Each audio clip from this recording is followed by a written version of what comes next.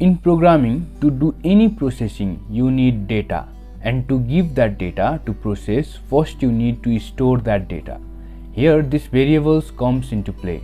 Variable is like container that store value, and the value of this container can be changed during the execution of the program. Whenever we store data in computer, it requires space, which we called it computer memory. Computer memory is divided into different parts, which is called cell or location. This cell or location can be accessed by two ways, one by the name and another by memory address. The name of memory location is exactly variable.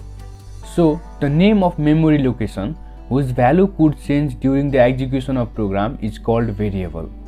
Constant is also like container which store value, but value remains same during the execution of program, or you can also say constant is the name of a memory location whose value remains same during the execution of program is called constant. Let's understand with example. You want to calculate the sum of 10 and 5.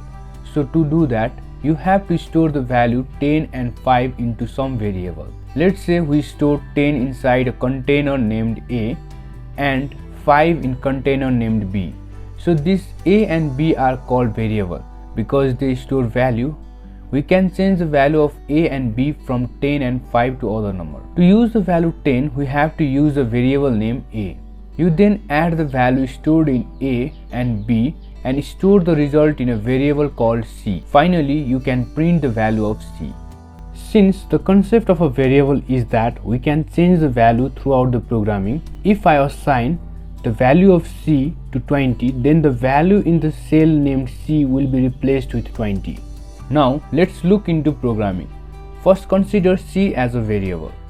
So, I have declared the value C as 2. After calculating the sum of A and B, I store the value into C. When running the program, the output will be 15. This is because C is a variable and its value has been changed during the execution of the program. The latest value stored in a C was the sum of A and B, which is 15.